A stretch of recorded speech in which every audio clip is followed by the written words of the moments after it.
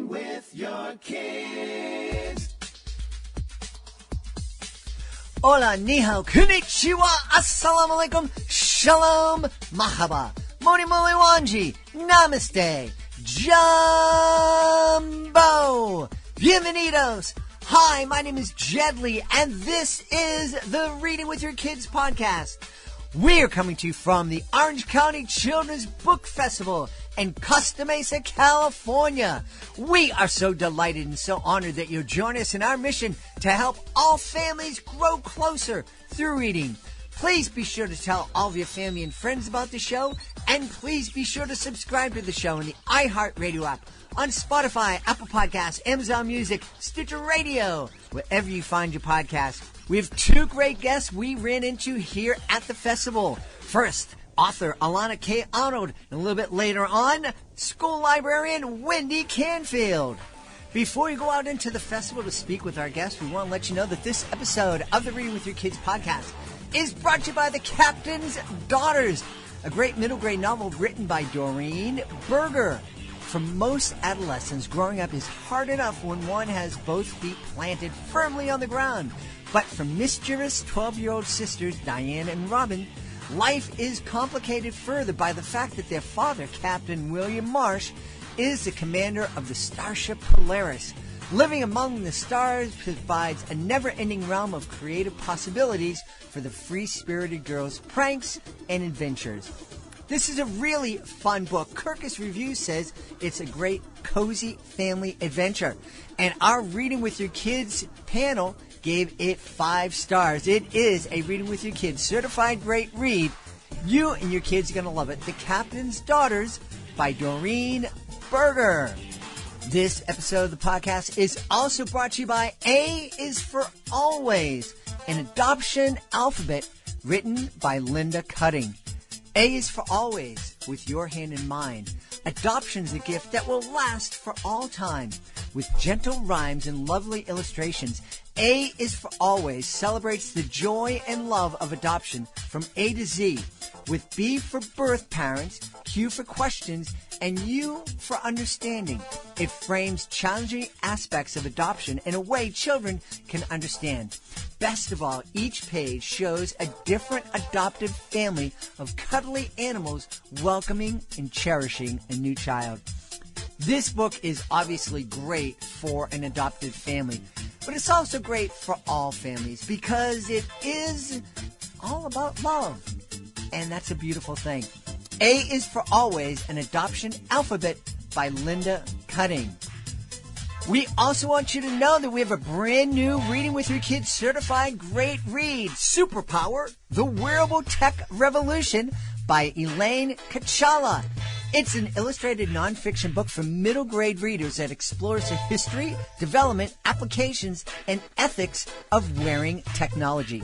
Wearable technology is all the rage these days, and this wonderful book will help kids to gain the information they need to get inspired and to change the future. Your little electronics enthusiast will also get to meet the inventors, designers, engineers, scientists, and young people navigating the future of technology and fashion. Wearables are electronic technology or devices that can be worn on or attached to our bodies. We can also implant them inside our bodies. For centuries, people have imagined ways to augment their abilities, like with eyeglasses in the 13th century. Our use of modern wearable computing devices to boost our abilities began in the 1960s. Now they're becoming mainstream. People can check messages, listen to music, even monitor health conditions. In a time when consumer electronics are becoming smaller and seamlessly integrated into our lives, it is important to understand how this technology can improve and augment your lifestyle and the risks that come with them. Who are the people involved in developing and implementing wearing technology? Who sets the wearable technology standards? What are the benefits of wearable technology in healthcare? You're going to learn all about that and more. And Superpower, the Wearable Tech Revolution, written by Elaine. It's our latest Reading with Your Kids certified great read. We're back at the Orange County Children's Book Festival, and I am joined by Elana K Arnold. Hey, Elana, how are you? Great, thank you for inviting me. I'm excited that you're here. Are you having fun? I am. I love book festivals. Now, I understand you just finished reading your book? One of them, yes. Okay, which one did you read? Pip and Zip, a picture book illustrated by Doug Salati and written by me about a family who during the COVID-19 lockdown finds 2 abandoned duck eggs, based on a real thing. Wow. And do we find out what happens? Is that the cliffhanger? What happens to the duck eggs? There is no real cliffhanger in the story. It is, well, I guess the cliffhanger is COVID-19. Yeah, but it's a book about paying close attention to small things in the middle of big things. We did just go through a pretty big thing, didn't we? We're still going through it. Yeah. I wonder, have you taken some time to think what kids are going to be thinking about this time 10, 15 years from now? Yeah, I think it's radically transformed and changed a whole generation of young people in a pretty major way that we'll be seeing and feeling the repercussions of over the next probably 30 or 40 years, don't you think? I do. We've talked a lot in the show about, for me, somebody who's almost 100 years old being locked down for 2 years, it's 2% of my life. Yeah. But for a 5-year-old, 10-year-old, 70% of their life, especially if you think about their aware years, and then or even little babies being limited to the numbers of humans they've interacted with in their early years, is really enormous. Yeah. And I was surprised to hear the whole wearing a mask phenomenon was really messed with kids' ability to empathize and understand the body language, the subtle clues that we give with our smiles or reactions. I don't know about that, actually, because at home they were still interacting with their people, their adults who weren't wearing masks. So I don't know if I believe that or if I think maybe that was some sort of a little bit of a scare tactic to, from the anti-masking. I'm not sure. I haven't done enough research. Could you point me to the article where you read about that? I just read somebody. I have no idea what it is. Yeah. I don't know. I felt really nervous about that too, and then I thought, well, I wonder. I know at home they weren't wearing masks with their children, and they got to spend. I mean, it was an awful, weird, terrible time, and there were some strange, for a lot of us, moments of quiet and extra time with our family too. So I wouldn't say I'm certainly not glad it happened, but I think even in the worst of times, there are opportunities for connection and awe. And awe. I like that. What kind of things make you feel awe? Well, I think everything is interesting. Mm-hmm. I think my brain is wired to be just aware and grateful, and I think anybody's can be trained to be more aware and grateful if they take the time to slow down and look around. So, yeah, it's pretty incredible, isn't it, that we exist? The odds are pretty low, and I find it to be pretty astounding that I get to breathe in a human body for 100 years or so. I just finished listening on my drive out to LA from Boston. I listened to a lot of. I did. You had a lot of time. I listened to a lot of books, but I listened to the latest book from Neil deGrasse Tyson, and he was talking about the odds of us being and how incredible it is. Yeah, it's pretty cool. Yeah. So what is it about writing kids' books that you love so much? Well, I think one of my core beliefs is that children are whole people, and they deserve good art. And so I like the challenge of making art for people of all ages to enjoy. And I think my job my lucky job as a creator of books for and about children and teens is to try to capture and reflect the experience of being human in a young age. I like that. I agree with you about kids deserve good art. One of the things that I do educational magic shows, and I used a lot of music in the show, and people just, kids, here's the kids' cheap kind of goofy little music that no one loves, and it's like, no, I don't want that. Kids deserve something that's really gonna move them. Kids are whole people, and they deserve the respect and dignity of being reflected and not I don't know, sold to. Yeah. That's in my opinion. I'm learning to say in my opinion more. I think it makes me more likable. When did you come to that kind of realization that kids are whole people? Well, I've always believed it as a kid myself, but I wasn't always treated like one. A lot of kids aren't. Right. There's a lot of talking to children in ways that we would just even dare to talk to a coworker or a friend. And so I've always, I don't know, I think been an advocate for the humanity of young people. I don't think I ever came to it. It just kind of shocks me that not everyone seems to agree with me. There's a lot of things that shock me. Yeah, you know, I'm amazed. Mostly I'm amazed by my ability to continue to be surprised, actually. Well, I don't think humans will ever not surprise us and disappoint us and also and thrill us. Thrill us, yes, yeah. absolutely. Yeah. Absolutely. Is there something that you're dying to write about that you haven't had the chance to write about yet? I have story ideas that are in progress or that are just still being, hatched. But in general, I don't really believe in saving things for the next book. I try to infuse whatever it is I'm working on with everything that is currently fascinating me as much as possible. Uh-huh. I really do think that a good creative practice is to use what you have when you have it and not be afraid that you'll use up your ideas. Interesting. So you must have a lot of really fascinating combinations of things going on in your books. Yes. My books are always interesting braids of strange and unusual combinations, from my young adult novels down to my picture books. I like that image. Interesting braids. Mm-hmm. That's, I'm a synesthetic learner, and to me, stories have texture. I think I am too. Yeah, I do this all the time. I just get these silly thoughts come in my head. Do you remember many years ago? You're probably not old enough to remember, but they tore the Tutankhamun's tomb, all the things that were found, and I was at the Boston Museum of Fine Arts where it was, and I'm a very tactile learner, and so I was touching everything. Oh, I bet you got in trouble for that. I did, and they came out and they said, that's cursed. You can't touch it. It's cursed. And I said, ha ha ha. And I touched it again and got in trouble and was invited out.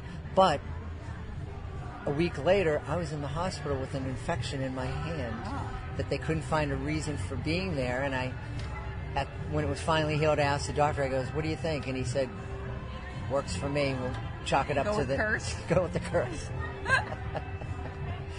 What is it about book festivals that you enjoy? Well, the books. Yeah. And the people. I would say people are probably my favorite animal. And that's saying a lot because I am a big fan of animals. So, yeah, being outside, seeing kids get excited about books is thrilling. And I think that's probably the most exciting thing is to watch the kids' faces light up and be excited about books. It is, you see kids at sporting events or concerts, and that's great, but to be here and see literally thousands of kids brought together through the love of reading. Yeah, I think it's great. I love reading. I think books are amazing. But I also think that sometimes those of us who are, real lovers of the books can feel that our version of storytelling is like the highest or best. And I really believe that human beings are storytelling animals, and that all opportunities to connect with story are equally worthy. My kids weren't big readers, but they are. They love video games and television and making up their own plays. Mm-hmm. So I really would encourage parents to think about like literacy and love of story as going off the page, and also like not to sort of have a hierarchy of what sorts of books they think their kids should be reading, as far as graphic novels versus comic books versus nonfiction or fiction. Story is story, and I believe, in my opinion, it's a human right to find and be guided by your own senses as a reader. So I would come out strongly on the anti-censorship side of things. Absolutely. We've talked about this in the podcast. It was something I learned. I took a media literacy course, that was taught by a Catholic nun. And one of the things that surprised me was she said, don't try to ban anything.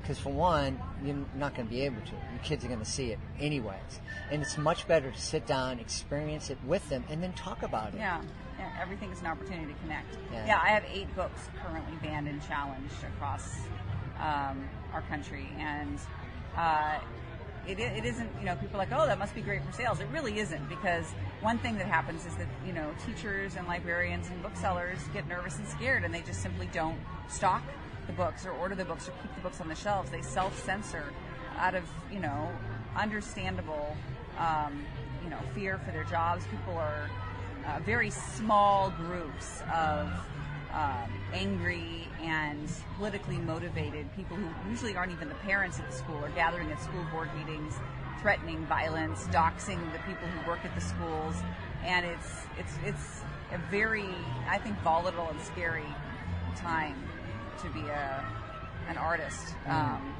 So I really would encourage all parents to start to show up at the boring meetings and take a stand for their children's right to have a vibrant, full, diverse library collection. Yeah. And what was it about your books that got them banned? Oh, everything. Like I have a picture book called What Riley Wore that has been challenged in several districts. It's about a kid named Riley who wears whatever the occasion seems to call for, whatever makes Riley feel good and comfortable, with no pronouns attached.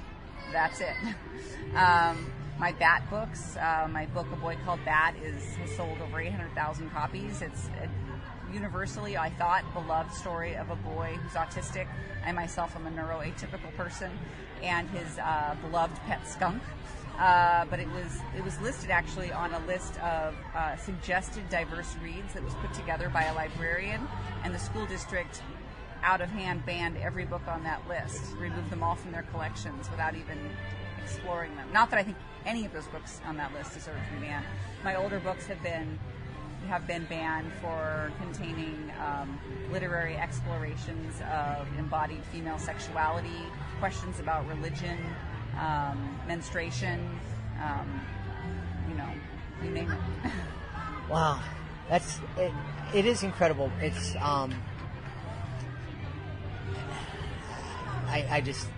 I don't get trying to ban.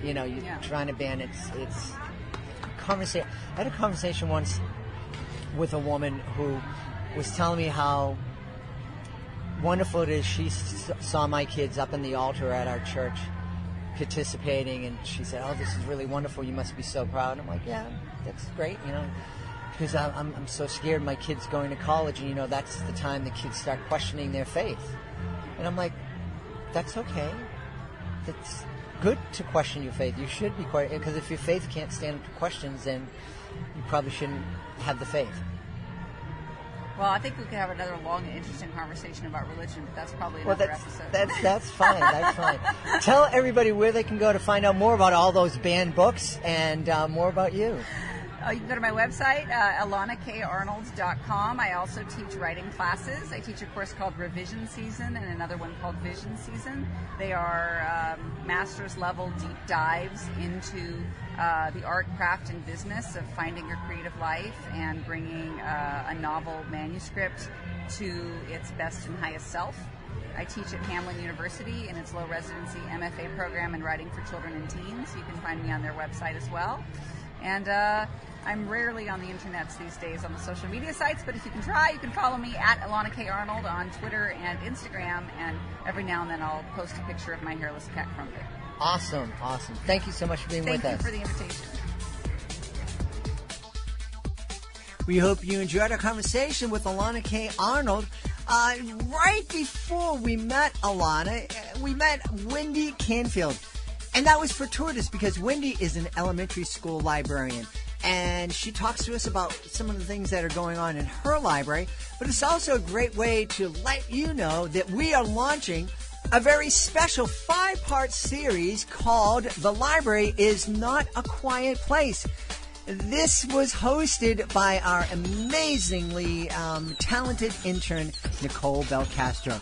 It's all starting tomorrow, October 12th, 2022. so be sure to check it out. And right now, here's our conversation with Wendy Canfield. We're here at the Orange County Children's Book Festival, and it's so great. We're meeting so many authors, so many parents, so many kids, and some librarians. Hey, tell us your name. My name is Wendy Canfield. And Wendy, you're a librarian here in the area? I'm a librarian at Glenview Elementary in the Placentia Yorba Linda School District. We are launching on October 12th. We're launching a series called The Library's Not a Quiet Place Anymore. We've interviewed school librarians from across the country about how the library has changed. And how has your library changed? I will tell you, my library is also not a quiet library. I want my students there to enjoy what they're doing, reading their books, sharing their books with their table mates at their table. So you are not going to hear a pin drop in my library. So. But you hear a lot of other great stuff, a lot of energy. I hear a lot of students enjoying their books and sharing their books with others. One of the reasons that we launched our library series is that my intern at the time, while she was in school, she wrote an article for a college newspaper. And she discovered that 40% of the schools in the Boston public school system did not have a library. And I could attest to that because my wife worked in Boston for 34 years and she never had a school library. In fact, there were more books in her classroom than anywhere else in the school. Can you talk a little bit about the importance of a school library? It's very important to have a school library. Our students need to know how to read.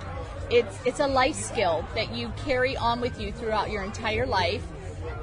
It's the basis for all learning. And they need to be able to come to the library and check out books. Students, especially at the elementary level, are so excited to come into the library and to be able to go to the shelf and pick out their own book that they're going to check out that week and read. So there is definitely an important place at all of our schools, at all levels, for libraries. You know, one of the things I hear when I do different events and I meet a kid and we'll ask, hey, what kind of books do you like to read? A lot of times I'll get, I don't like to read. I hate reading. I stuff my teacher. I just read because my teacher says. I don't.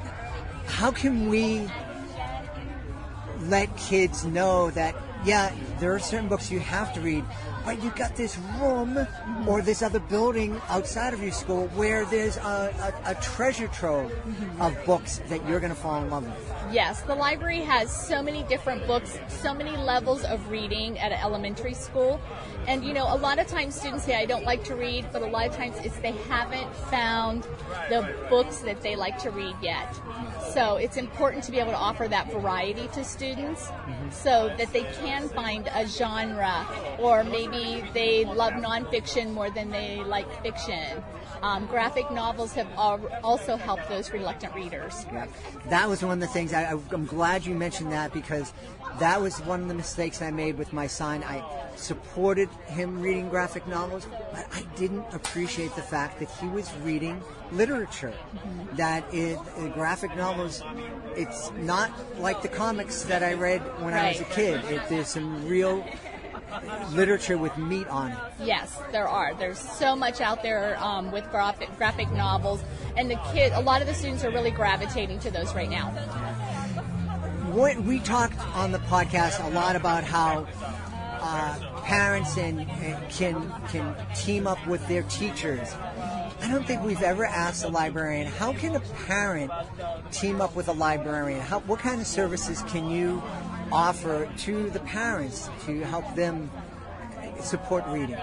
You know, I'm very involved in our school's book fair. We have 2 book fairs a year, and I'm there on site at the book fair to help parents when they come in to talk about reading, talk about book levels, and make suggestions of books for their students.